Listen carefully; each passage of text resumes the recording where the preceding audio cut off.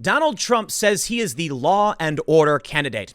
And Joe Biden disputes this, saying, no, Donald Trump wants to defund the police and he's inciting the violence. Is he? Like this story where a 33-year-old man punches an elderly Trump supporter, 84. According to the actual witness statement, the woman was slapped across the face, open palm. So not really a punch, but yeah.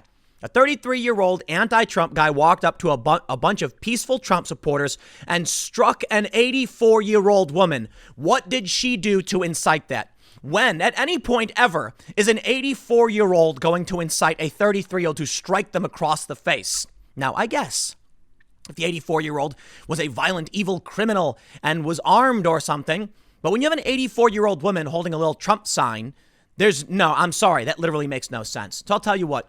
You know who the law and order candidate is? It's Donald Trump. Why? Well, because Joe Biden and Kamala Harris overtly support Black Lives Matter. Of course they do. And what does Black Lives Matter stand for? Defending criminals. And I am not making this up. Take their word for it. From Andy No on Twitter, August 13, quote, who do we protect? Black criminals. There's a video of them yelling this. They say, when I say who do we protect, you say black criminals. What? Why? It's true, though. Recently in D.C., there was a small protest. They blocked Wisconsin Avenue. They were out in front of CVS. You know why? Because two black men were shoplifting. And so the store called the police. The cops showed up and they said, we don't want to press charges. We just want the stuff back. And they can't come back to the store. And they said, you got it. The two men carried on their merry way. Nobody got arrested. And a woman confronted the manager saying something like, you risked their lives over this merchandise. How could you? So they went to protest the CVS. How insane is Black Lives Matter at this point? I was thinking about this, because Joe Biden just had a town hall. And we're going to read the story about the 33-year-old punching the elderly woman. But I got to mention this real quickly. Why can't anyone ask Joe Biden a simple question? Vice President Biden. Black Lives Matter says that they wish, one of their goals is to disrupt the nuclear family. Do you support their calls to disrupt the nuclear family? Thank you. Simple question. How about many protesters out in the streets have been calling for the defense of criminals? And they literally said in one march, who do we support? Black criminals. Will you support their effort? Yes or no? You see, that second one, Biden might be like, well, we're talking about people who have been accused, blah, blah, blah. I'll give you a political answer. Answer the disrupt the nuclear family one. And I want to hear what you have to say to all the people in the suburbs, notably the moms in the suburbs, about how Black Lives Matter wants to disrupt the nuclear family and defend criminals. Yeah, he'll never answer that question, nor will he ever be asked. I'd love to see a debate, and I want Trump to bring it up. But let's read the news, if you can call it that. California man 33 punches elderly Trump supporter 84 and two others at MAGA rally before being brought down by a retired cop after blowing smoke in their faces and burning a sign. And he also pulled a knife. And then when the retired cop saw the knife and drew his gun, the dude chucked the knife in the bushes, got detained. The cops came, found it. Dude's been arrested, they say. A California man has been arrested after he allegedly attacked several people during a rally held in support of President Trump on Wednesday night. Alvin Gary Shaw, 33, confronted a small group of people during the gathering in Aliso Viejo, 50 miles south of Los Angeles around 6:30 p.m. Shaw allegedly blew smoke in some of the supporters' faces and used his cigar to burn one person's Trump sign, according to local reports. He also reportedly knocked 3 people to the ground, including an 84-year-old woman, before he was taken away in handcuffs. This woman right here, Donna Snow, was allegedly punched by a man. No. She said he had open hand and he just raised it and whacked her across the face, breaking her earring. That's what she said. I don't really see anything on her face, but I'll take her word for it. This guy's been arrested. Now, the guy's, look, innocent until proven guilty. You can see video of him being belligerent. I didn't see a video of him hit the woman, but that's what he's been arrested for. They say the rally held in the corner of Aliso Creek Road and Pacific Park Drive saw between 20 and 30 people gathered. Supporters of the commander-in-chief wore Make America Great Again hats and carried signs that read Trump Pence and Trump Keep America Great 2020. One woman carried a black sign that read Jesus is King. Video shows supporters laughing and cheering as cars drive by, some honking their horns in support. Witnesses told KTLA that their 2-hour event was coming to a close when Shaw began walking over to them. Cynthia Cantrell Westman told the local station that when she first saw him approaching, she thought he was coming to join the group. Instead, He was pretty upset and started using profanity from the minute he arrived. He kept coming over to me and getting in my face, and all I could say was the F word. Witnesses say he blew smoke in their faces and used his cigar to burn one of their signs. That's when the altercation turned violent, with Shaw accused of striking 3 people aged 55, 74, and 84-year-old Donna Snow. So you can see images of her. He took his hand way back like he was going to punch me, and he hit me right across the face, Snow told CBS Los Angeles. Broke my earring off. One of the other 2 victims was taken to a local hospital with a neck injury, but it's unclear how old he or she is. Shaw then pulled out a small pocket knife, which is when a retired police officer arrived on the scene and drew his gun. The assailant tried to run, but was eventually forced to the ground, according to Orange County Sheriff's Office. Shaw was arrested on suspicion of elder abuse, assault with a deadly weapon, and assault and battery. Records show he was released from jail on Thursday after posting bail. According to the Orange County Sheriff's Department, Shaw works for the U.S. Postal Service. Wow. This could have been a very serious incident, Sergeant Dennis Brecker told CBS Los Angeles. In this case, this was just 2 groups that disagreed. And while we support people and they're using their First Amendment rights to put out their message, we prefer that remain peaceful. Well, let me tell you.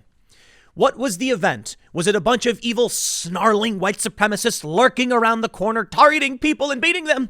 No, it was a bunch of people standing on a street corner just holding up Trump signs and flags.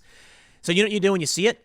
Here's my advice to every single leftist. When you see this going on, there's one thing you have to do. Just keep walking and mind your own business. That's it. Or if you'd like, you can engage them in calm and rational conversation and debate. I'm sure they would pretty much enjoy it. And maybe it might change some minds. You want to know how okay. If you want to make sure more people vote for Trump, there's one thing you can do as a leftist. You can strike an old woman across the face. I guarantee you then a lot of people are going to be like, geez, what is a postal worker did this? Is that what this guy, where he works? A retired police officer stops him. And this guy works for the U.S. Postal Service? Wow, that's confidence building for the USPS. You want us to support that? No, okay, I get it. It's not a reflection on the U.S. Postal Service, but it is one of their employees. And they did endorse Joe Biden, who does support Black Lives Matter, who goes out defending criminals, like they did in Georgetown. So here's the first tweet. Andy No tweets, video recorded by Charity Sade, a BLM activist in D.C., shows her confronting and recording a CVS pharmacy staff person who called police on thieves. She accuses the employee of endangering the lives of Black people. You want to know what's the craziest thing about this story? The police reportedly were told to stand down. After this group started blocking the CVS and harassing people, local cops went asked. A woman a complaint saying they're harassing me says, well, we were told to stand down. So there you go. Always in Democrat cities, huh? Muriel Bowser of D.C., Democrat. Now, maybe because this is federal jurisdiction, Trump should actually send out, FPS or something to protect people from these insane protests. We'll come back to this, but I do want to wrap up the first story about the postal worker attacking these Trump supporters, because there's only a little bit left. They say, in a Facebook post, Cantrell Westman said she was interviewed by the investigation team at the police station in Aliso Viejo. She says she wants to speak openly about the mayhem because she considers the gathering a beautiful event that went south because of one individual. Fear and faith cannot live in the same house, she wrote. We will go on with God at the helm in the face of adversity. Thank you, law enforcement, for keeping us safe. We know what you face each day and will pray for our enemies. And there's her big Jesus is King flag. It's just people waving flags. You ignore them. It's that simple. He couldn't do it.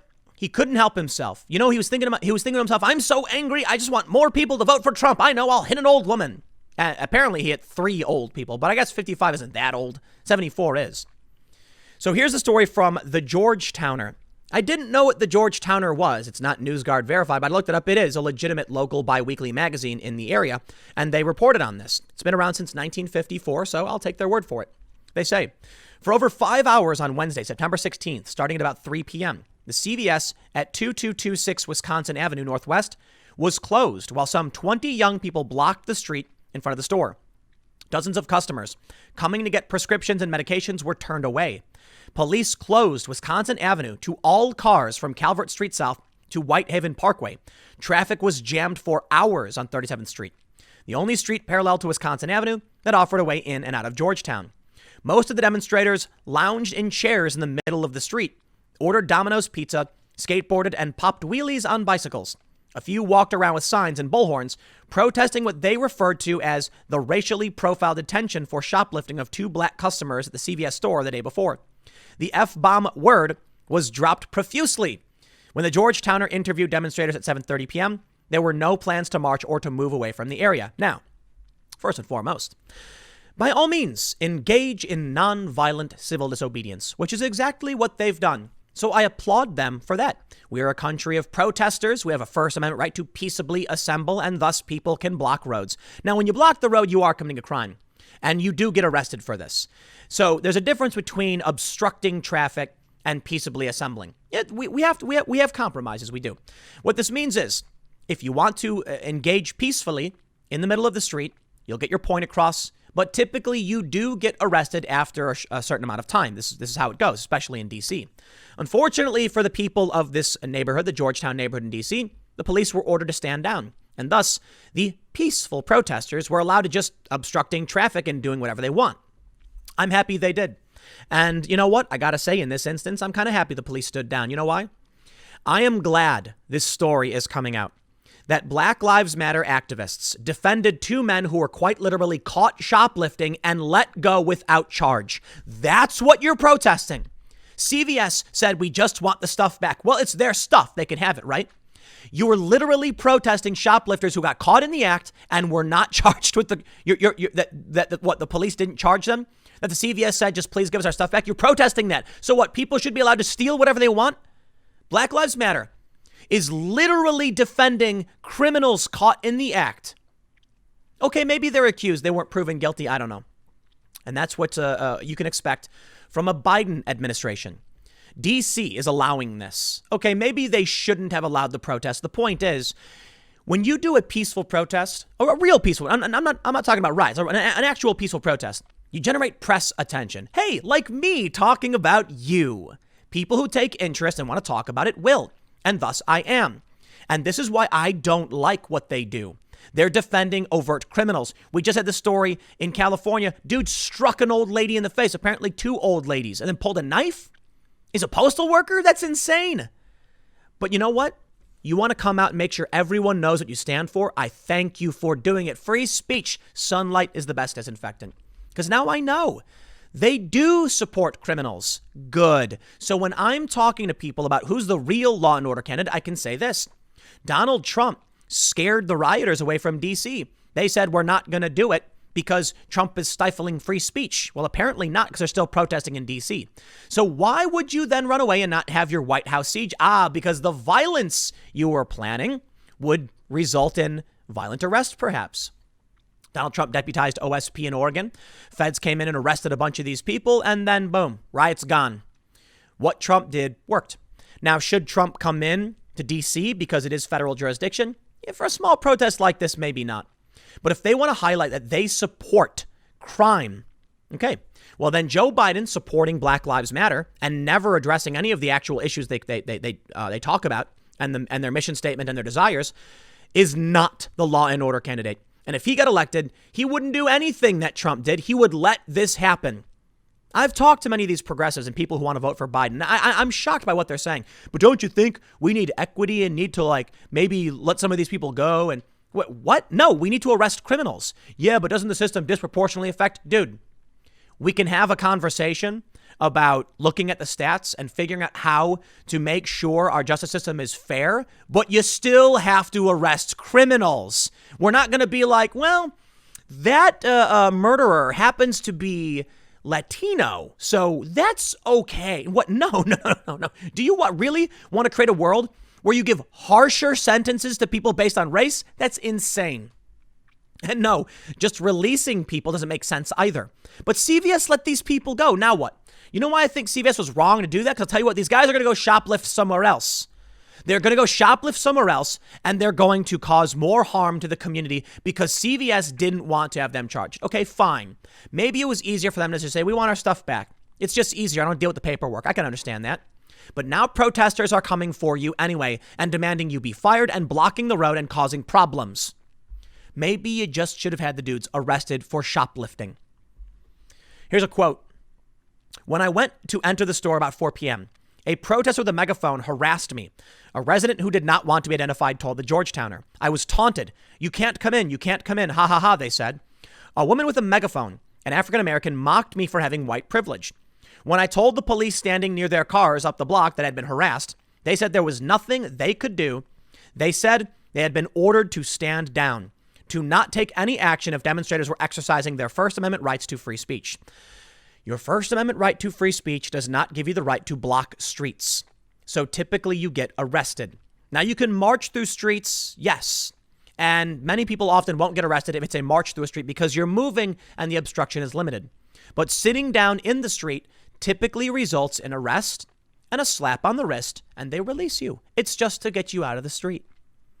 But apparently now the cops in D.C. are being ordered to stand down. Here's a quote. I happened to be in the store at about 3 p.m. yesterday, probably the last customer. Georgetown Burleith Advisory Neighborhood Commissioner Kishan Puda told the Georgetowner. Loud, vocal protesters had entered the store, and that may be why they decided to close it. When I left in the elevator, the pharmacist, an African-American woman, seemed frustrated. She was worried about customers who were scheduled to pick up medications and get flu and other shots.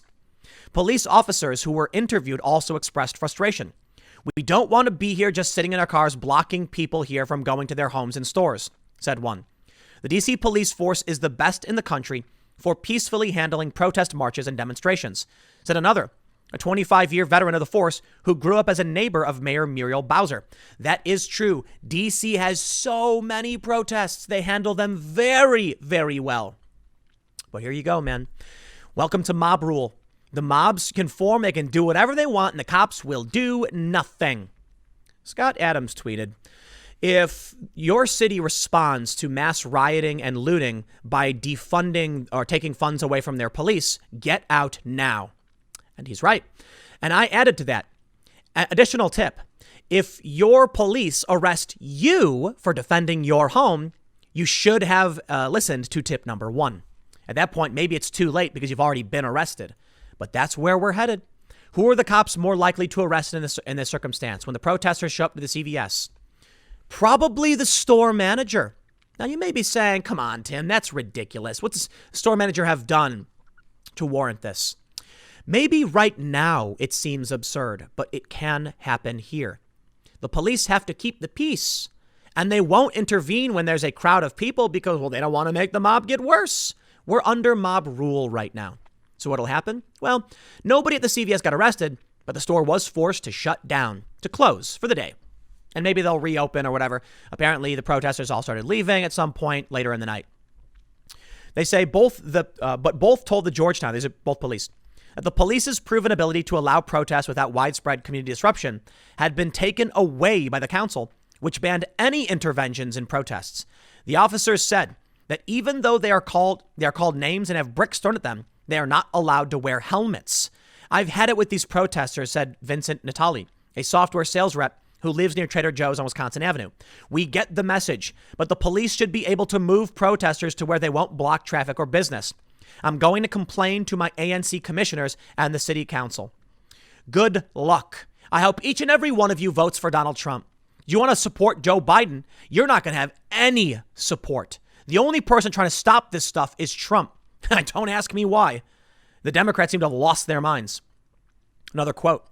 I totally support protesting inequity, even making people feel uncomfortable to send a message, Puda said in a phone interview. But it's not right to harass people who are inculpable and just trying to do essential business, picking up their kids from school, shopping, getting essential drugs and medications, just getting back to their homes. Blocking a main thoroughfare for a short while for a moving march would be better than impeding people from doing essential business for hours. Quote, the point is to make people uncomfortable, so they will pay attention to our message exposing racial profiling and inequity. One of the protesters told the Georgetowner, good, I'm glad. Now we know you're pro-crime and pro-criminal. There we go. Thank you for letting us know. I do this segment to make sure you all know they're straight up telling you they favor the criminals. They favor the crime. Here's the tweet from Andy No. Who do we protect? black criminals. BLM and Antifa hold another street protest in Seattle. Meanwhile, Chicago Black Lives Matter is organizing protests in support of looters arrested last weekend, calling it reparations. So this is from August 13th. But do you remember in Chicago when widespread looting erupted last month? And then Black Lives Matter came out, the official Chicago chapter, saying, we don't care they looted. Good. It's good. It's reparations. There you go. They're pro-crime. We look, at what point do you start recognizing they're pro-crime? I think we all do. And I think highlighting this is important. Share the video. I should say that earlier on in the video because I don't know how many people made it this far, but subscribe and share the video. Let people know. Not only do they strike old women, but they chant that they're in favor of the criminals. They publicly defend them on TV. So I ask you this. Who is supporting Black Lives Matter as a presidential candidate? Why, it's Joe Biden and Kamala Harris. It's not Donald Trump. He called them Marxists and said, well, it's if I'm wrong, I'll lose an election. Wow, bold. I love it. Who's banning critical race theory? Donald Trump. And who is providing funds to help these rioters? Why, it was Kamala Harris soliciting donations and Joe Biden's staff. So who's the law and order candidate? Donald Trump. I'll leave it there. Next segment's coming up at 4 p.m. It's already past 4 p.m. at youtube.com/Timcast. It is my main channel. It is separate from this one. Go check it out, and I will see you all then.